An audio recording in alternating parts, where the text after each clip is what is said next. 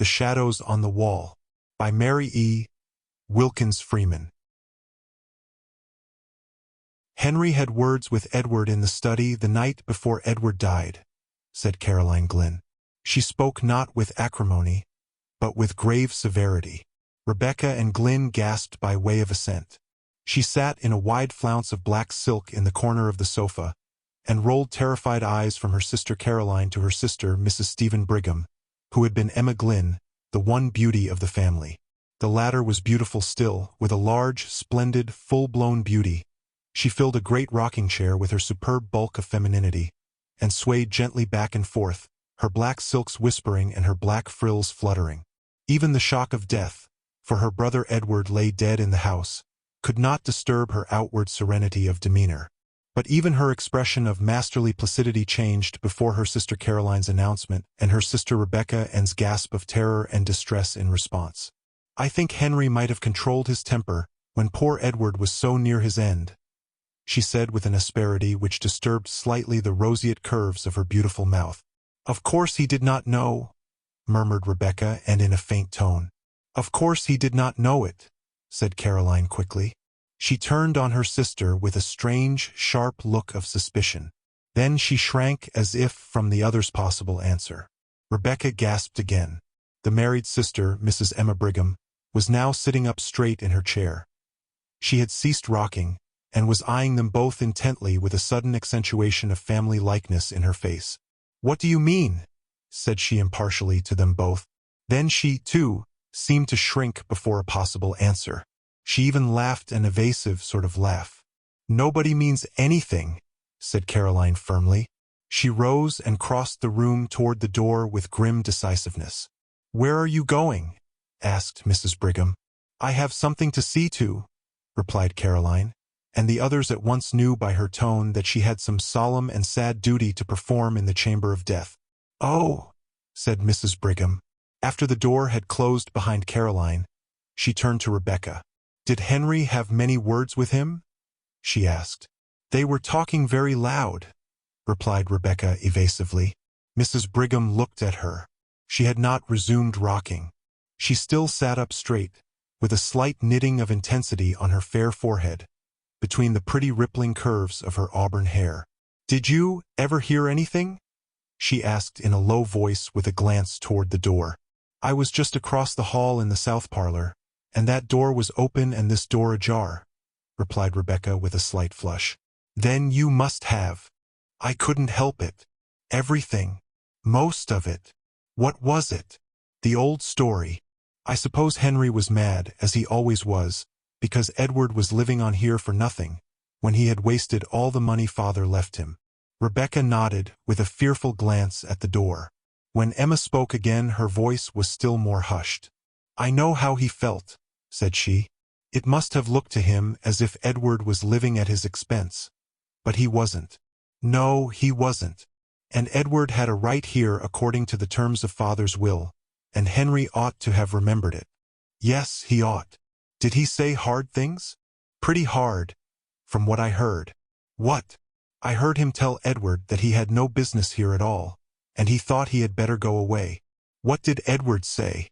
"That he would stay here as long as he lived and afterward, too, if he was a mind to, and he would like to see Henry get him out. And then—" "What?" "Then he laughed." "What did Henry say?" "I didn't hear him say anything. But—" "But what?" "I saw him when he came out of this room. He looked mad." "You've seen him when he looked so?" Emma nodded. The expression of horror on her face had deepened. "Do you remember that time he killed the cat because she had scratched him?" "Yes." "Don't." Then Caroline re-entered the room.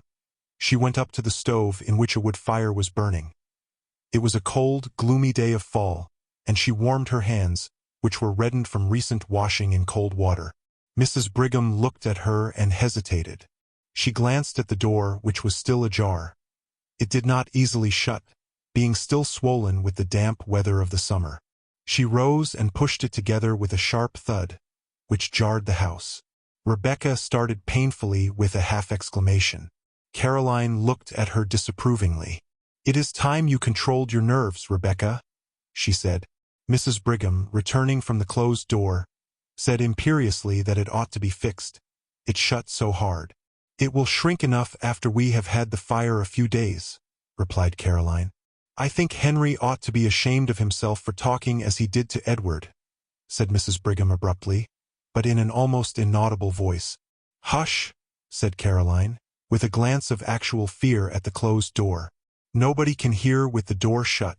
I say again, I think Henry ought to be ashamed of himself. I shouldn't think he'd ever get over it. Having words with poor Edward the very night before he died. Edward was enough sight better disposition than Henry, with all his faults. I never heard him speak a cross word, unless he spoke cross to Henry that last night. I don't know, but he did from what Rebecca overheard.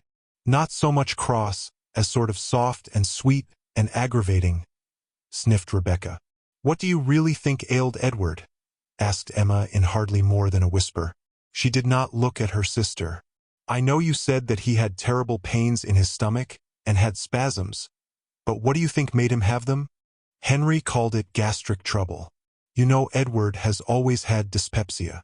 Mrs. Brigham hesitated a moment. Was there any talk of an examination? Said she. Then Caroline turned on her fiercely. No, said she in a terrible voice. No. The three sisters' souls seemed to meet on one common ground of terrified understanding through their eyes. The old-fashioned latch of the door was heard to rattle, and a push from without made the door shake ineffectually. It's Henry, Rebecca sighed rather than whispered.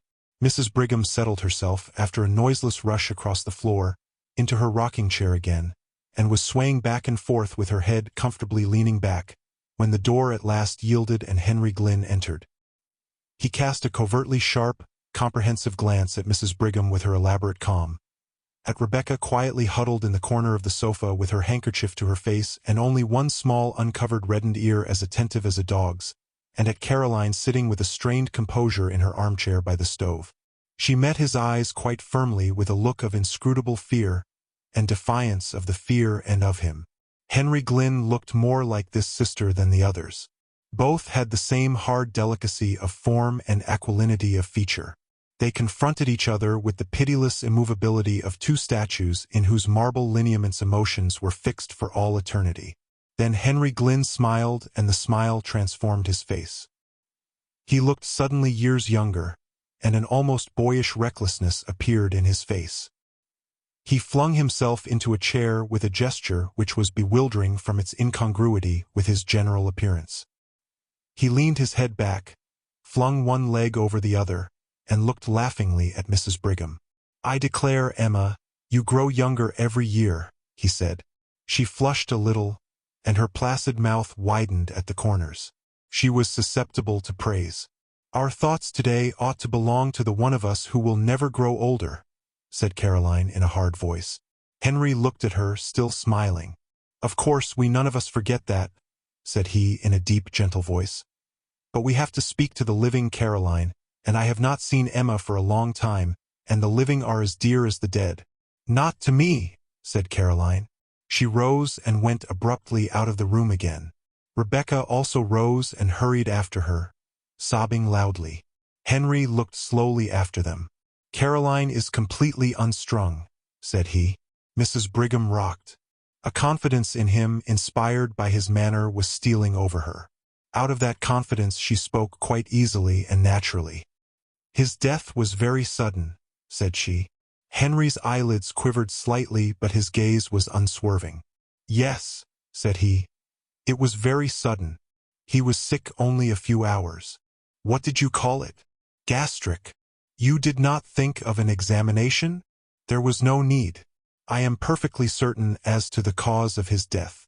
Suddenly Mrs. Brigham felt a creep as of some live horror over her very soul. Her flesh prickled with cold, before an inflection of his voice. She rose, tottering on weak knees. Where are you going? Asked Henry in a strange, breathless voice.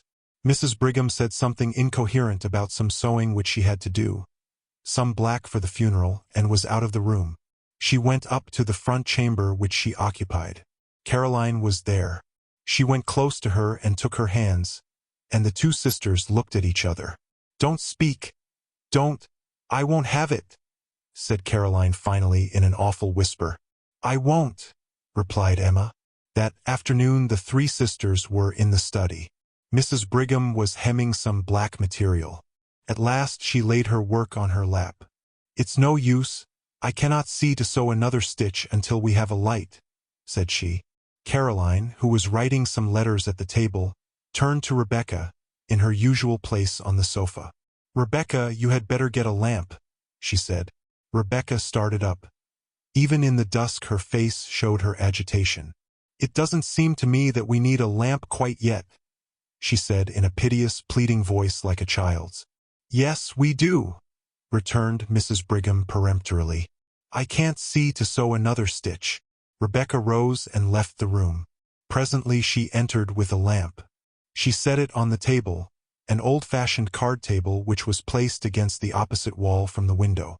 That opposite wall was taken up with 3 doors. The one small space was occupied by the table. "What have you put that lamp over there for?" asked Mrs. Brigham, with more of impatience than her voice usually revealed. "Why didn't you set it in the hall and have done with it? Neither Caroline nor I can see if it is on that table." "I thought perhaps you would move," replied Rebecca hoarsely. "If I do move, we can't both sit at that table. Caroline has her paper all spread around. Why don't you set the lamp on the study table in the middle of the room? Then we can both see." Rebecca hesitated. Her face was very pale. She looked with an appeal that was fairly agonizing at her sister Caroline. "Why don't you put the lamp on this table as she says?" asked Caroline almost fiercely. "Why do you act so, Rebecca?" Rebecca took the lamp and set it on the table in the middle of the room without another word. Then she seated herself on the sofa and placed a hand over her eyes as if to shade them, and remained so. "Does the light hurt your eyes, and is that the reason why you didn't want the lamp?" asked Mrs. Brigham kindly. "I always like to sit in the dark," replied Rebecca chokingly. Then she snatched her handkerchief hastily from her pocket and began to weep. Caroline continued to write, Mrs. Brigham to sew. Suddenly Mrs. Brigham, as she sewed, glanced at the opposite wall. The glance became a steady stare. She looked intently, her work suspended in her hands. Then she looked away again and took a few more stitches. Then she looked again, and again turned to her task. At last she laid her work in her lap and stared concentratedly. She looked from the wall round the room, taking note of the various objects. Then she turned to her sisters. "What is that?" said she. "What?" asked Caroline harshly.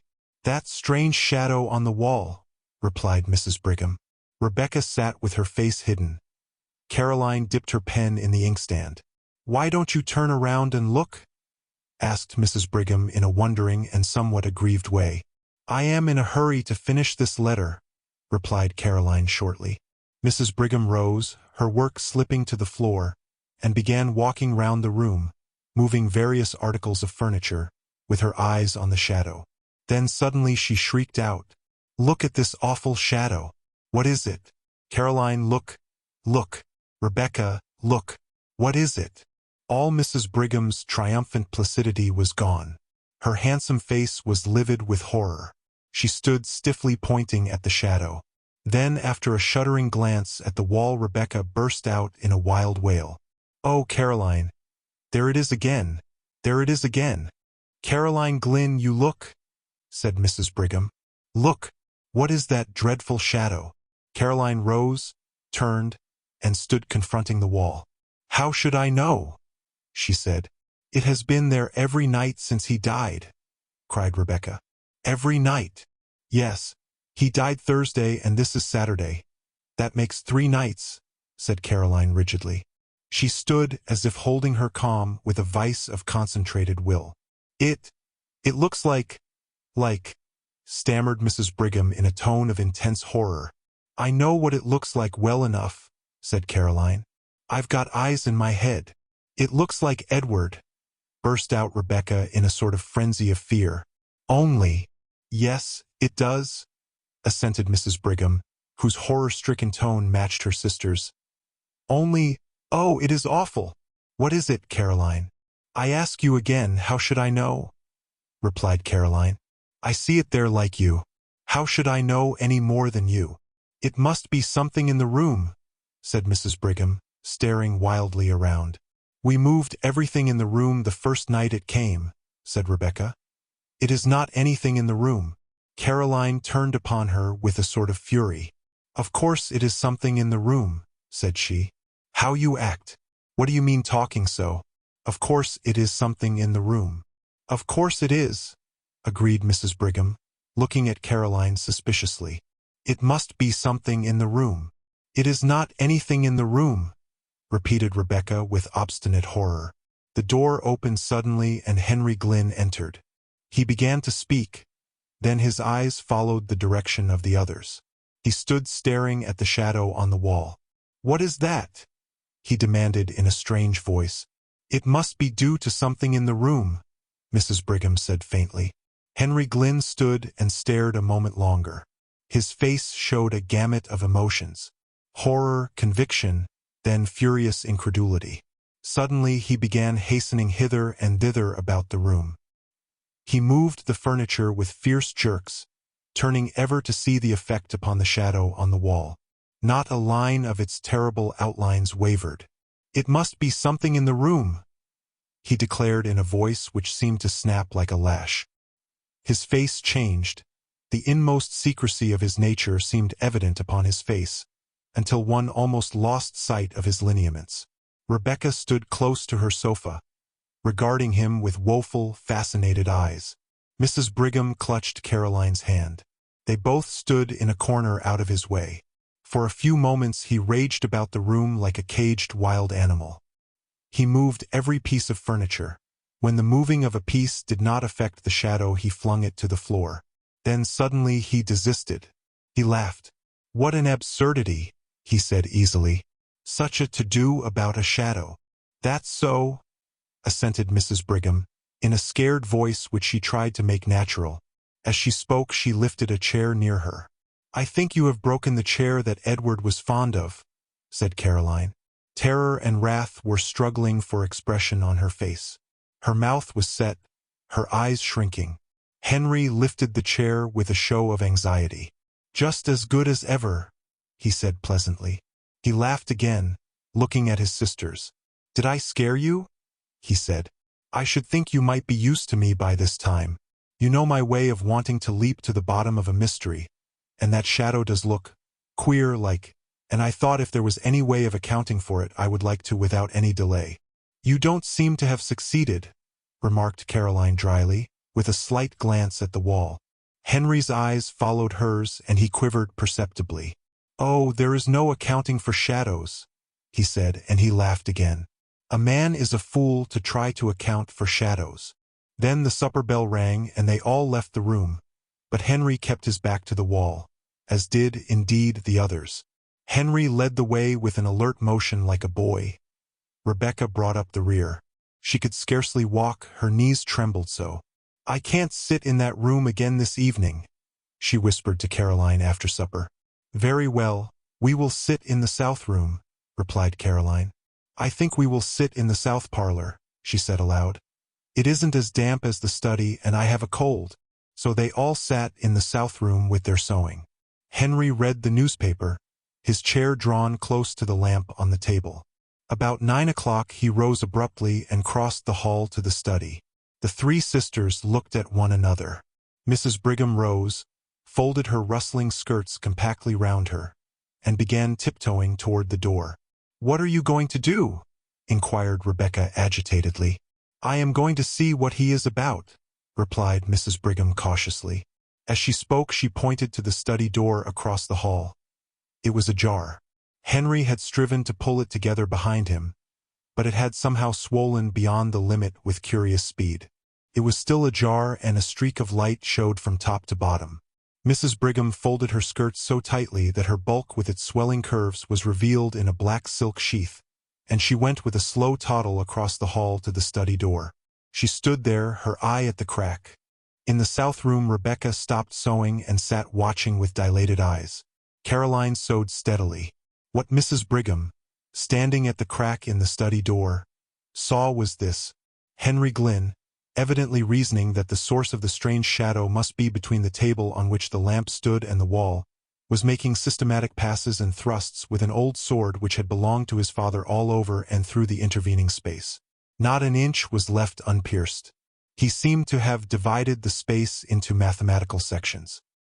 He brandished the sword with a sort of cold fury and calculation. The blade gave out flashes of light. The shadow remained unmoved. Mrs. Brigham, watching, felt herself cold with horror. Finally Henry ceased and stood with the sword in hand and raised as if to strike, surveying the shadow on the wall threateningly. Mrs. Brigham toddled back across the hall and shut the south room door behind her before she related what she had seen. "He looked like a demon," she said again. "Have you got any of that old wine in the house, Caroline? I don't feel as if I could stand much more." "Yes, there's plenty," said Caroline. "You can have some when you go to bed." "I think we had all better take some," said Mrs. Brigham. "Oh, Caroline, what?" "Don't ask. Don't speak," said Caroline. "No, I'm not going to," replied Mrs. Brigham. But soon the three sisters went to their chambers and the south parlor was deserted. Caroline called to Henry in the study to put out the light before he came upstairs. They had been gone about an hour when he came into the room bringing the lamp which had stood in the study. He set it on the table and waited a few minutes, pacing up and down. His face was terrible. His fair complexion showed livid, and his blue eyes seemed dark blanks of awful reflections. Then he took up the lamp and returned to the library. He set the lamp on the center table and the shadow sprang out on the wall. Again he studied the furniture and moved it about, but deliberately, with none of his former frenzy. Nothing affected the shadow. Then he returned to the south room with the lamp and again waited. Again he returned to the study and placed the lamp on the table, and the shadow sprang out upon the wall. It was midnight before he went upstairs. Mrs. Brigham and the other sisters, who could not sleep, heard him. The next day was the funeral. That evening the family sat in the south room. Some relatives were with them. Nobody entered the study until Henry carried a lamp in there after the others had retired for the night. He saw again the shadow on the wall leap to an awful life before the light. The next morning at breakfast Henry Glynn announced that he had to go to the city for 3 days. The sisters looked at him with surprise. He very seldom left home, and just now his practice had been neglected on account of Edward's death. "How can you leave your patients now?" asked Mrs. Brigham wonderingly. "I don't know how to, but there is no other way," replied Henry easily. "I have had a telegram from Dr. Mitford." "Consultation?" inquired Mrs. Brigham. "I have business," replied Henry. Dr. Mitford was an old classmate of his who lived in a neighboring city and who occasionally called upon him in the case of a consultation. After he had gone, Mrs. Brigham said to Caroline that, after all, Henry had not said that he was going to consult with Dr. Mitford, and she thought it very strange. "Everything is very strange," said Rebecca with a shudder. "What do you mean?" inquired Caroline. "Nothing," replied Rebecca. Nobody entered the study that day, nor the next. The third day Henry was expected home, but he did not arrive and the last train from the city had come. "I call it pretty queer work," said Mrs. Brigham. "The idea of a doctor leaving his patients at such a time as this, and the idea of a consultation lasting 3 days. There is no sense in it, and now he has not come. I don't understand it, for my part." "I don't either," said Rebecca. They were all in the south parlor. There was no light in the study. The door was ajar. Presently Mrs. Brigham rose. She could not have told why. Something seemed to impel her, some will outside her own. She went out of the room, again wrapping her rustling skirts round that she might pass noiselessly, and began pushing at the swollen door of the study. "She has not got any lamp," said Rebecca in a shaking voice. Caroline, who was writing letters, rose again, took the only remaining lamp in the room, and followed her sister.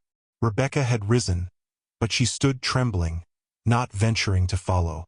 The doorbell rang, but the others did not hear it. It was on the south door on the other side of the house from the study. Rebecca, after hesitating until the bell rang the second time, went to the door. She remembered that the servant was out. Caroline and her sister Emma entered the study. Caroline set the lamp on the table. They looked at the wall, and there were two shadows. The sisters stood clutching each other, staring at the awful things on the wall. Then Rebecca came in, staggering, with a telegram in her hand. "Here is a telegram," she gasped. "Henry is dead." Dear listener, we close the pages on another tale, a journey through words, imagination, and emotion. Here at the Falls Audiobook, where stories flow like a river's current, carrying you to distant worlds and uncharted depths. We thank you for joining us.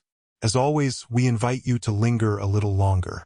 Subscribe to our channel to discover more stories waiting to be heard, each a cascade of voices, ideas, and artistry.